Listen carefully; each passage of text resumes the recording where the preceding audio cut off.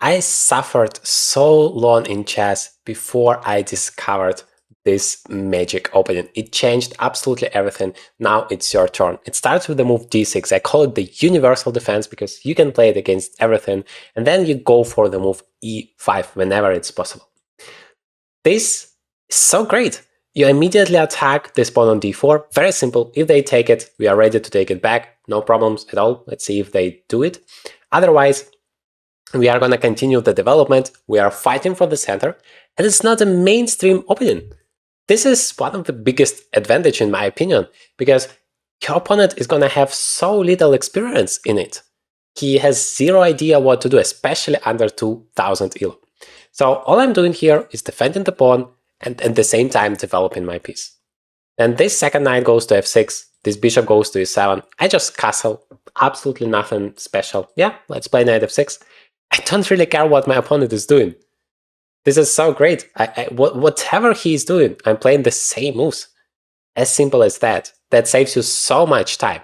But of course, you need to understand what to do in the middle game, and I'm gonna show you that as well. By the way, I have an entire opening course based on this exact opening. And you can build a full opening lifetime repertoire both for white and black in just one course. And on top of that, you get a full month of live coaching with me included. Check out the link in the description. Don't miss this amazing opportunity. The last move I want you to remember here is c6. Very, very cool one, just to make sure this knight cannot go forward and create any problems. They can always take, don't be afraid of it, just take it back. If they play d5, also not a problem. We can either take it or play knight c5. I mean, we are really very flexible in this opening. But whenever they go away, the c5 square becomes available for the knight. It's really great so that we can put pressure on this pawn on e4. Okay, they defend it, and we don't want our knight to be kicked away. So we just play a5. Simple, stop your opponent's idea. Alright, now since the center is closed, we can actually launch an attack over here with the move f5. Yeah, I think we do not need to take on d5, because if we do that, he can take back, and then this knight would be perfect on c4. Why would we allow that? Let's just go back and prepare the move f5.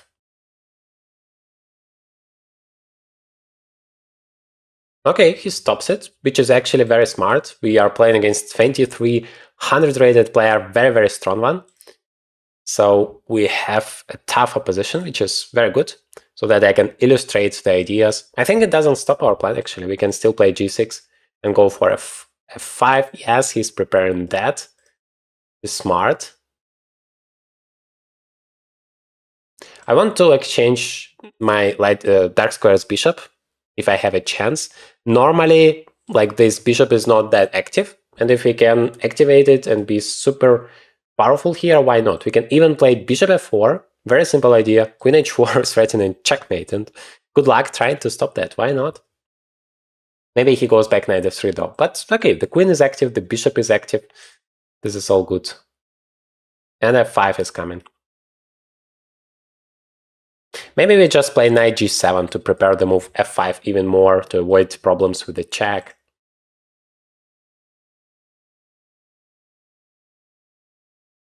Notice how important that move a5 is. We want to stop that b4 idea from the opponent. I really love this opening. It's so simple. You basically don't need to know anything except for this starting 7 moves. And then, yeah, you just focus on the ideas, and it all works beautifully. Okay, queen h4, the next step.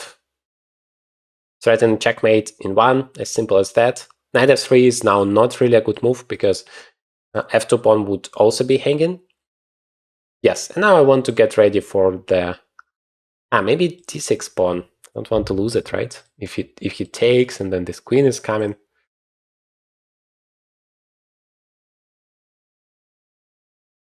That is quite annoying. I also have my ideas, but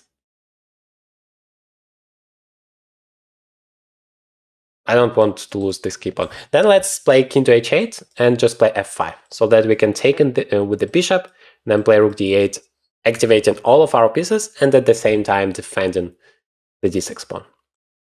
Right, here I wanted to play queen h3, because we also are threatening to take this guy on g4. How do you stop that? I mean, you can play g5, but that is kind of a commitment. And we can still play bishop g4. Okay, he goes there. And he's saying he wants to make a draw via move repetition. While generally that's a good thing for black, obviously I don't want to make a draw. So I'm gonna play queen h6 because I'm still ready for the move f5. And this knight on g1 is really passive. Rook on g2 is weird. All I need to do is just activate all of my pieces. Play f5, activate this rook. By the way, my queen might be able to defend the pawn, and then knight g7 would be also possible. Or just play rook d8, knight f6. Right. Yeah, ace3, he wants to play b4 and get rid of my knight, but I'm in time, I think. f5, if he plays b4, I can just take on a4. And if he takes everything, then I still would be able to play knight e4 as my knight is supported by the bishop. That feels very powerful for me. I want to get rid of all of this stuff so that my rooks are working along the 8th rank and just play rook g8. Because this rook is a very important defender. Once I remove it, basically given a checkmate. Even now, rook g8 becomes an idea. It's not that great because I would have to take back with the king instead of this rook, very powerful on the g file. But checkmate is quite a big threat. For example, here, bishop to f3, you block this square. So how on earth do you stop the checkmate after rook g8? Maybe you play queen f1. You defend that, and if I take, you take with the queen. Okay, accepted. So if I take, probably you take back like that. I do have knight f6 in the end with the tempo. I really like that. At the same time, I do not want to open up the position too much. It might be dangerous at some point, although I don't see how immediately it is dangerous. If I play knight f6 right now, the problem is, yeah, this pawn is always hanging. And this pawn is crucial for me because I don't want to weaken the e5 pawn. Then it really might get dangerous. Then let's go for it. Let's take everything, play knight f6.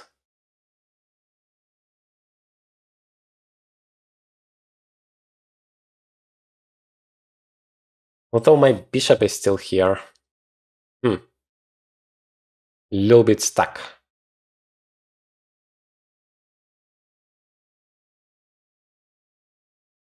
What I do like, first I'm gonna play knight f6 probably, because I'm attacking this guy for free with the tempo. It's always very good news.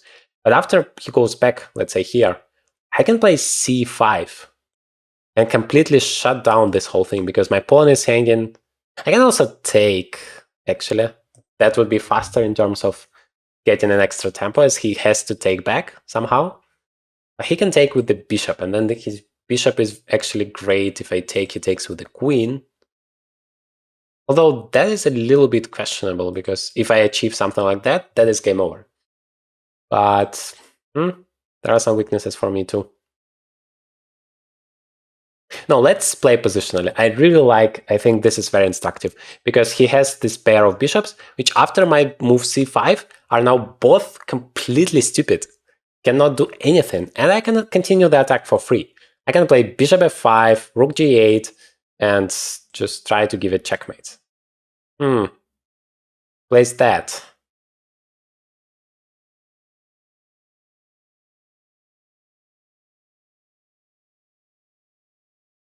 That gives me the h3 square, but this bishop is going to be exchanged, which is a little bit annoying.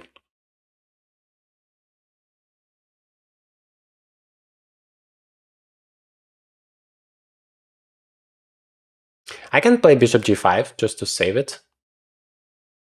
Maybe actually that's the best thing because I still want to attack, bring all of my pieces, not allowing him to simplify the position too much. Maybe he still can play bishop c1 though.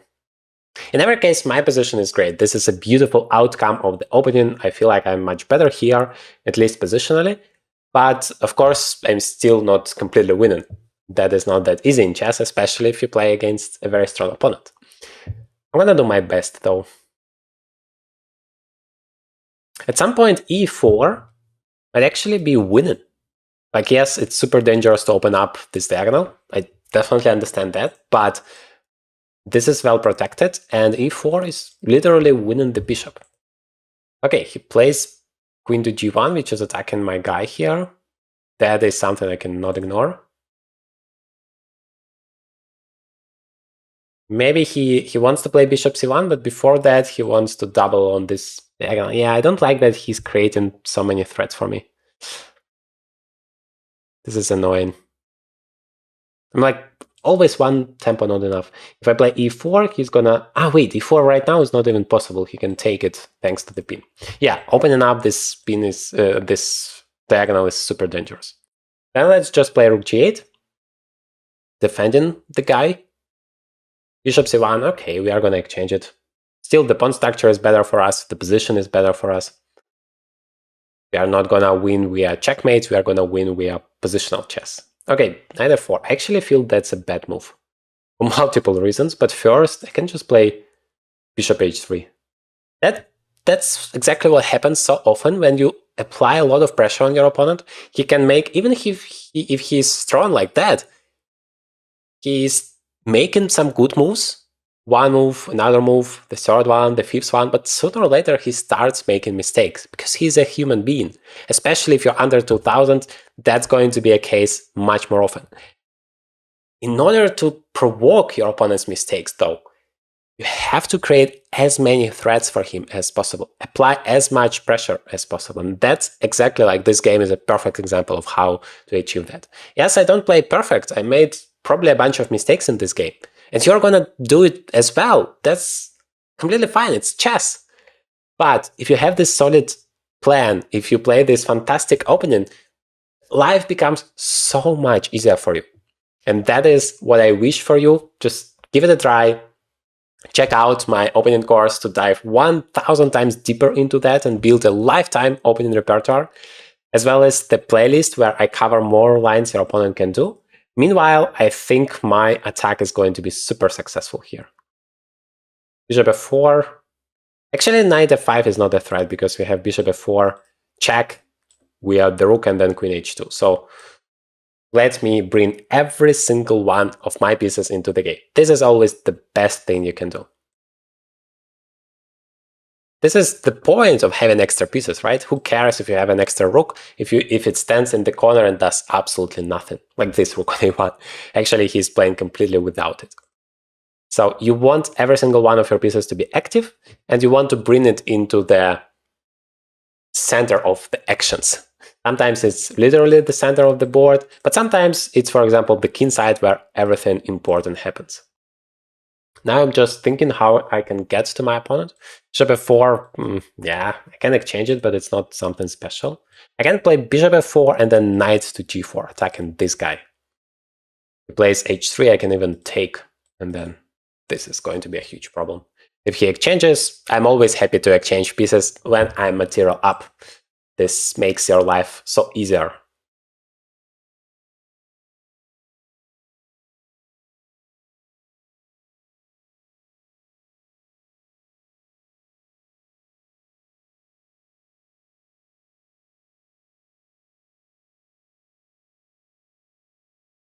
Into h1. Yeah, let's put the bishop back to f4 so that this knight cannot move because of the checkmate, and knight g4 is still coming with multiple threats. Actually, even bishop takes and rook takes is a huge threat thanks to this pin now. So I don't think into h1 really helped my opponent. That's inevitable. If you bring every single one of your pieces into one part of the board and attack, and all of those pieces are active and are attacking something, then your opponent wouldn't be able to handle all of that. This is simply not possible. All right, he defended against rook takes g3, but my second idea was just knight g4, bringing yet another piece into the attack, threatening checkmate in one, threatening knight xf2. I guess he has to take, but that just helps us. Still, the game is not over. You have to be careful. It's never too late to spoil your game, because it's just an extra exchange, you know. You can blunder a fork and then all game over. Maybe queen to h3, following up by h5 and h4 is possible here. Maybe just rook g8 and again threatening to take everything. How on earth do you defend against that? You cannot play queen e4 or make any active move because of bishop g3. I don't care about my rook, I'm gonna give you a checkmate. I can even just take and play rook f3, of course.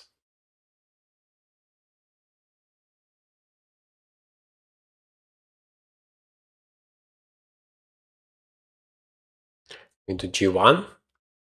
That fits perfectly into the move rook to g8. Just to double along the g file, getting ready for bishop takes g3. Okay, he exchanges the guy on f4 now, but we can even go away with the queen somewhere because he still cannot take. I'm gonna take it back with the pawn, and because of the pin, there's nothing he can do. So maybe just queen h4, because queen h3 he has queen g2. And of course, exchanging queens, it's not a problem, but because I want to attack the king, I prefer to keep the queens for now. Just, yeah, be a little bit careful with that diagonal, but I don't see any way he can create problems for me. Queen g2, I can already just take. This rook, notice it completely does not participate in the game, and that is the main reason my opponent loses here. I hope this was useful for you, and in this playlist you can learn more about this amazing opening and how you can use it to crush anyone under 2000 till. Don't forget about the amazing offer, the link is in the description. You get a full month of live coaching with me completely for free. Check it out.